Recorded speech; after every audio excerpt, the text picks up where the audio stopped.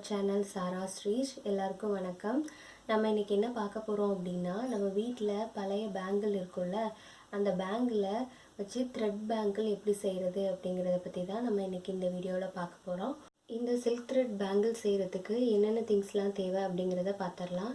நம்ம வீட்டில் யூஸ் பண்ணிவிட்டு த்ரோ பண்ணுறதுக்காக வச்சுருக்க பழைய பேங்கிள், அப்புறம் சில்க் த்ரெட். நான் இன்றைக்கி 2 கலர் எடுத்திருக்கேன். ஒன்று வந்து பிங்க், இன்னொன்று வந்து கோல்டன் கலர் சில்க் த்ரெட் எடுத்திருக்கேன். அப்புறம் இந்த ஸ்டோன் வந்து எடுத்திருக்கேன். டெக்கரேட் பண்ணுறதுக்காக செயின் எடுத்திருக்கேன். க்ளூ தேவைப்படும். இதுதான் வந்து இந்த பேங்கிள் செய்கிறதுக்கு தேவையான பொருட்கள். இப்போ பேங்கிள் செய்ய ஸ்டார்ட் பண்ணலாம்.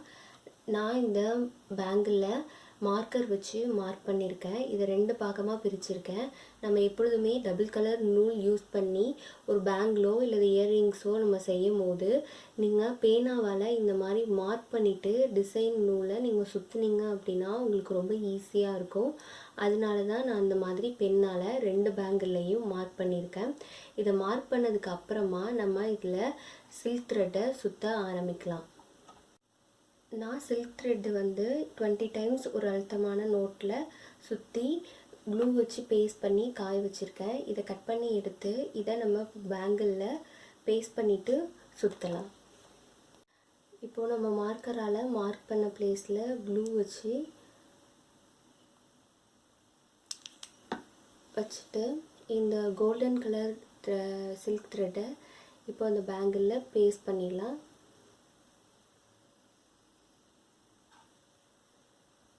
பேஸ்ட் பண்ணிவிட்டு கொஞ்சம் டைட்டாக இந்த பேங்கிளில் சுற்றிக்கலாம். கேப் இல்லாமல் சுற்றணும். நீங்கள் டைட்டாக சுற்ற தான் நூல் வந்து உங்களுக்கு வந்து பிரியாமல் இருக்கும். கோல்டன் கலர் த்ரெட்டை கேப் இல்லாமல் சுற்றி முடிச்சிட்டேன். அடுத்தது இதுக்கு பக்கத்துலேயே பிங்க் கலர் த்ரெட்டை சுற்ற போகிறேன். ப்ளூ பழைய பேங்கிளில் golden colour and pink colour நூல் த்ரெட்டை வந்து நல்லா சுற்றிட்டேன்.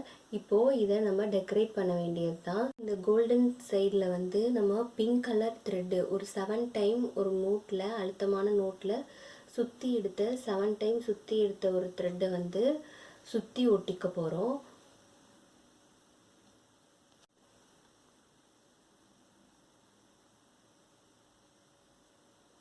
பேங்கிளுக்கு உள்பக்கமாக வச்சு பேஸ்ட் பண்ணதுக்கப்புறமா கொஞ்சம் கொஞ்சம் கேப் விட்டு விட்டு இந்த பிங்க் கலர் த்ரெட்டை சுற்றணும்.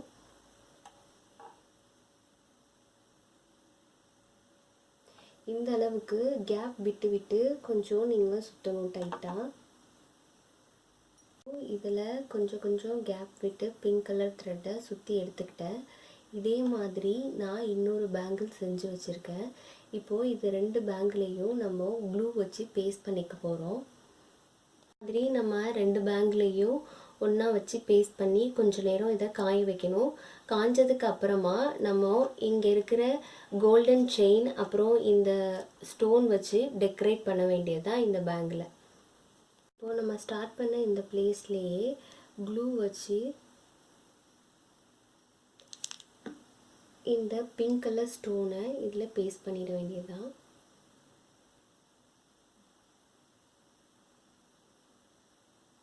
ஃபஸ்ட்டு இந்த பால் செயின் வச்சு டெக்கரேட் பண்ணிக்கிறேன்.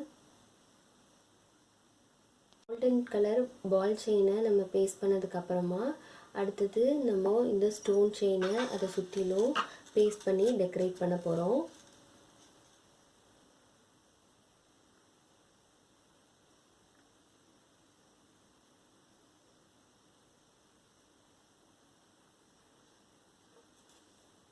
இப்போது இந்த ஸ்டோன் வச்சு டெக்கரேட் பண்ணதை நான் ஒன் சைட் டெக்கரேட் பண்ணியிருக்கேன். அதே மாதிரி பேங்கிளில் இன்னொரு சைடும் டெக்கரேட் பண்ணியாச்சு.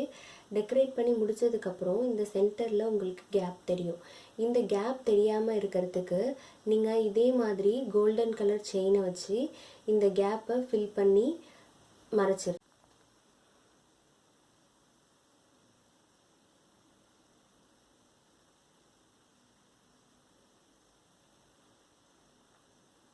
ஸ்டோன் அப்புறம் இந்த கோல்டு செயின்லாம் வச்சு இந்த பேங்கில் டெக்கரேட் பண்ணியாச்சு. இப்போது சில்க் த்ரெட்டில் உங்களுக்கு இந்த பேங்கிள் செஞ்சு முடிச்சாச்சு. ஓகே ஃப்ரெண்ட்ஸ், நம்ம பழைய பேங்கிள் வச்சு த்ரெட் பேங்கிள் செஞ்சு முடிச்சாச்சு.